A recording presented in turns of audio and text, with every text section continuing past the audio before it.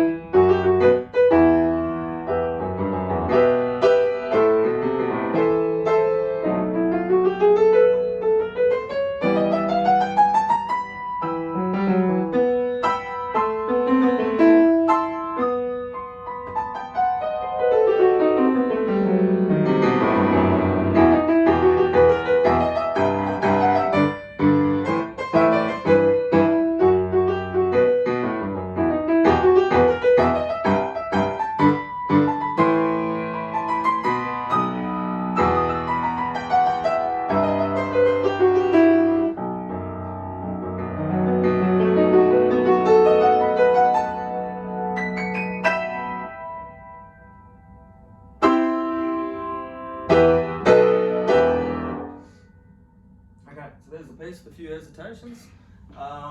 Get the general idea. So it's a piece in E minor. This is in 12/8, which is a more complex time. It's a compound time, 4 beats in the bar, 4 dotted crotchet beats in the bar. That's what 12/8 is, not 12 quaver beats.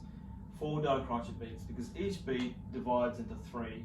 You can hear this in the left hand when you're going 1, 2, 3. I should say you're hearing this 4 beats in the bar. 1, 2, 3, 4.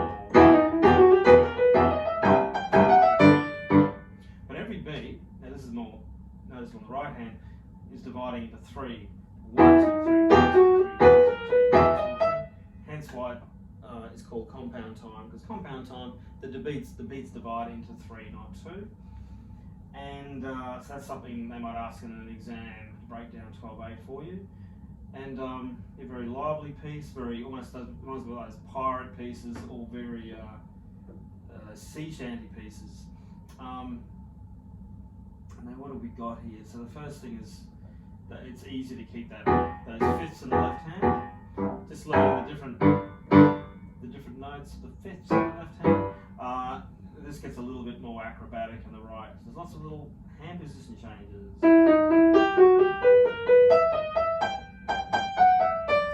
First bar, it's outlining an E minor broken chord, and even the first 2 beats of the next bar, E, G, B, which are the notes of the E minor chord, and then you just fill it in with the other notes.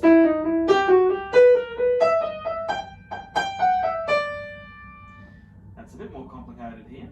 You would, because you've got to put you start on your 3, your thumb comes under, right after that D sharp. 3, 2, 1, 1, 3, 2, 1, 3, 2.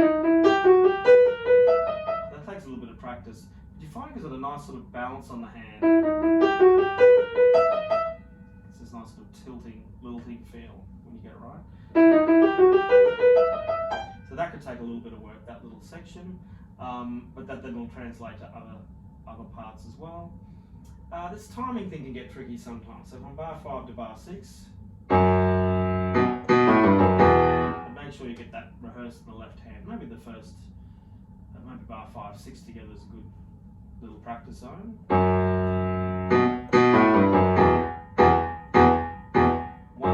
2, 3, 4. 1, 2, 3, 4. You might have to tap it.